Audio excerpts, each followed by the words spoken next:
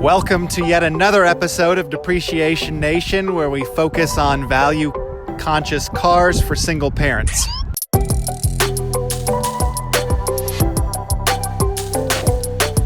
And today I am actually relatively enthusiastic about the N-Line Elantra that is parked right here behind me. Now, as I have mentioned in previous videos, I have owned an Elantra in the past, and I liked it, but I didn't love it, based on the fact that it had some rather lackluster performance. Hyundai has addressed that.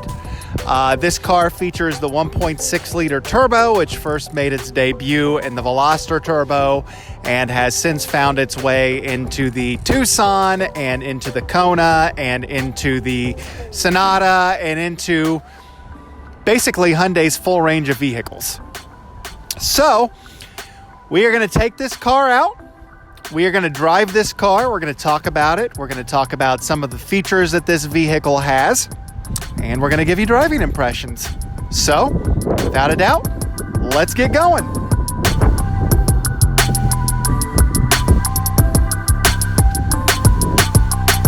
So this particular Elantra is the N-Line Sport Appearance Package. Gauges are pretty neat. Gauges are pretty sporty.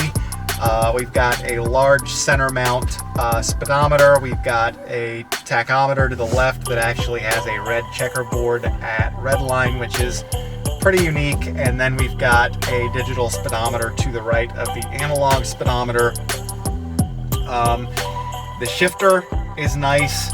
I will be quite honest and tell you that the interior of this, unlike the Santa Fe, will not be mistaken for an Audi. Some of the materials are a little harsh to touch. The sticker on this is $26,000. Again, this is what Hyundai was willing to loan us, so this is what we are filming, but we do look for depreciation to affect these cars much as it has affected the Hyundais of the past. I will say the layout of the dashboard is very, very nice. I like the way that they have incorporated the air vents into this kind of monochrome or black chrome trim that's on the dashboard. We have three drive selections that are activated here with the drive mode button, and we've got normal, sport, and smart.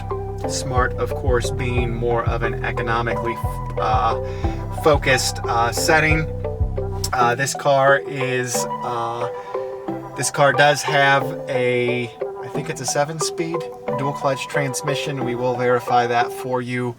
And so we do anticipate that it is going to be entertaining to drive, even if the interior materials aren't as soft as they could be.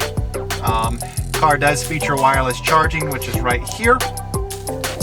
And then, of course, as this car is new, a lot of the plastic is covered with, of course, the protective coating. So, let's go.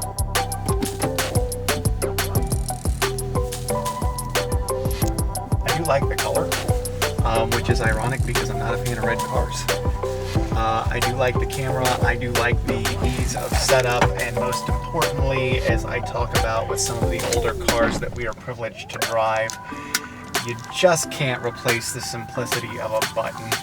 And while we do have touch screens, the touch screens have shortcuts that are buttons.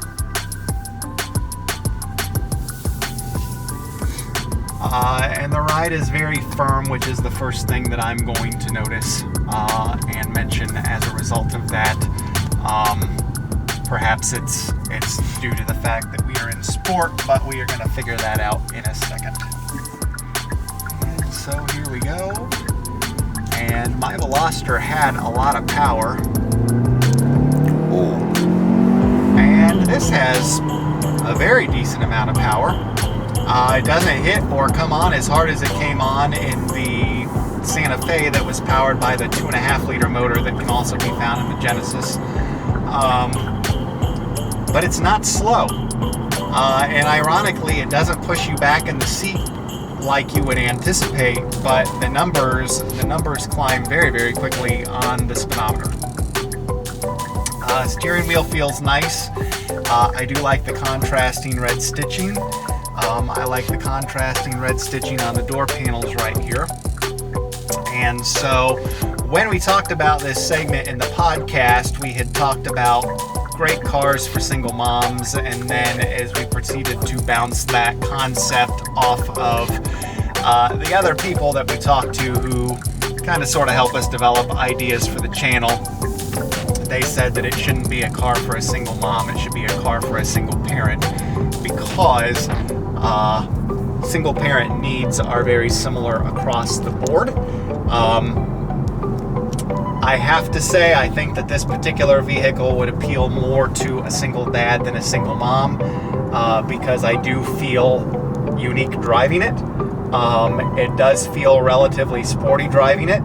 It's got pretty good power that comes on a fair amount more exciting than some of the other cars that we have driven.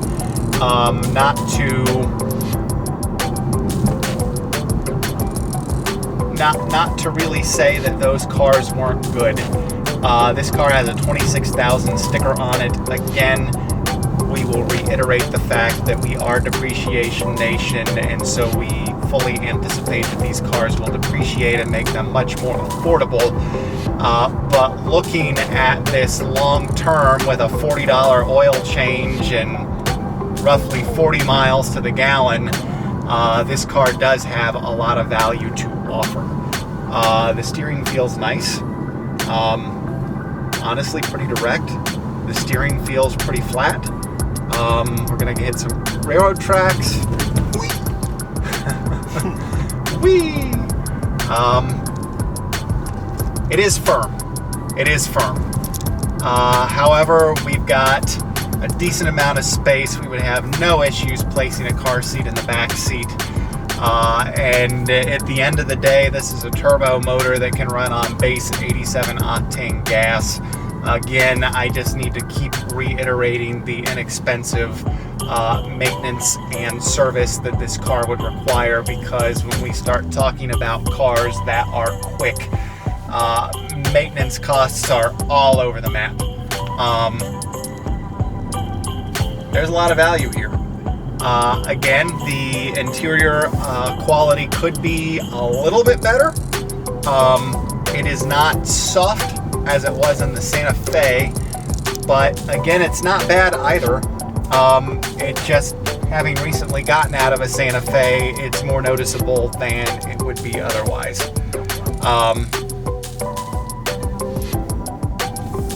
Acceleration is good,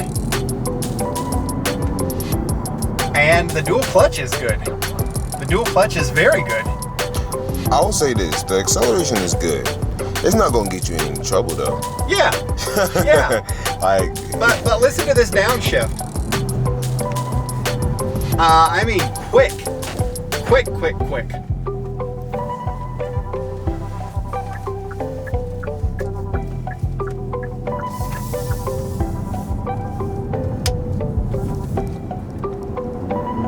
Okay.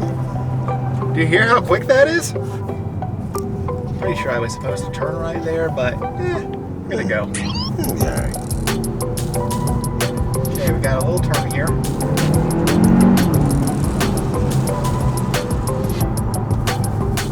Not breaking any laws.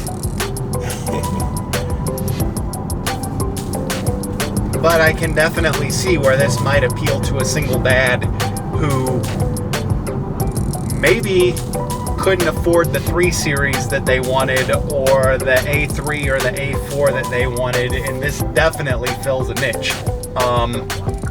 Definitely fills a niche. You're gonna get a 100,000 mile warranty if you buy this car new. You're gonna get free maintenance for the first 3 years if you buy this car new.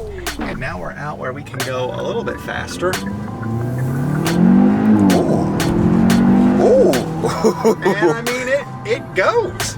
It goes.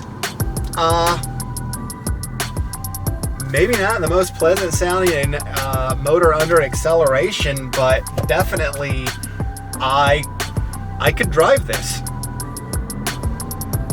I could very much drive this. I think head to head, I'm taking that Santa Fe.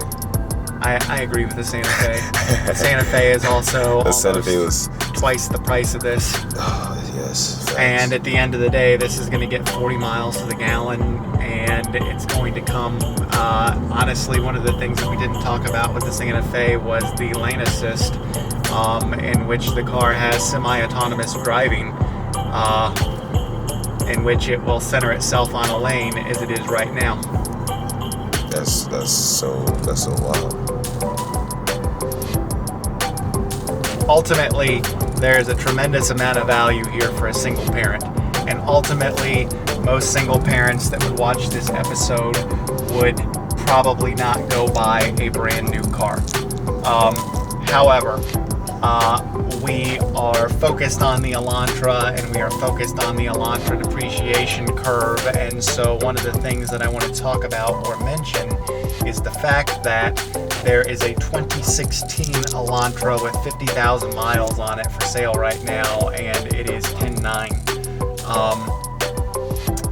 It's still relatively new. It's still got a lot of the amenities. It's got navigation, it's got the touch screen, of course it's got the Bluetooth, it's got all of that for 10 grand.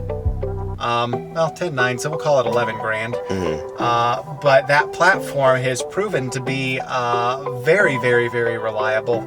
I have been watching these on Marketplace for some time and seeing an Elantra for sale with 220,000 miles on it from the 2012 to 2016 body style is not all that uncommon. So,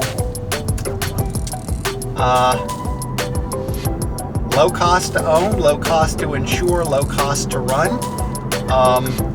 Again, we believe that this car in its own right has a place on our channel due to the value that it offers and due to the long-term value that it's going to offer and due to the low running costs that it offers. The car is it's a solid candidate for a single parent. Again, the N-Line might appeal more to a single dad, but if you're a single mom and you like a little bit of excitement, this is decent. This is very decent. What are your thoughts? Honestly, the family, like, this is definitely a car like your dad picking up like kids from daycare, and you're going to go get McDonald's, or you're going to go take them to soccer practice, or you're going out for a little activity. I'd definitely bring a kid or two in here. Hey, you want some ice cream? Obviously make sure you don't spill it, but it's not bad. It's not. I like, if someone gave this to me for free, I wouldn't be like, you know what I'm saying? Like, because everybody, you would appreciate a car, but they're saying like, And some of the incentives that Hyundai has that they're offering right now on the 2021s would significantly reduce that $26,000 window sticker. And this isn't even a sponsored video. Honestly, we're featuring cars that we think offer just a tremendous amount of value for a single parent. But those incentives that they have, which we're not going to mention because incentives come and they go, would significantly drop that $26,000 window sticker and make this particularly attractive to a single parent. Again, not suggesting that you run out and buy a brand new car, but if you do, or if that's what you're in the market for, you might want to consider this one. Facts. Kill it.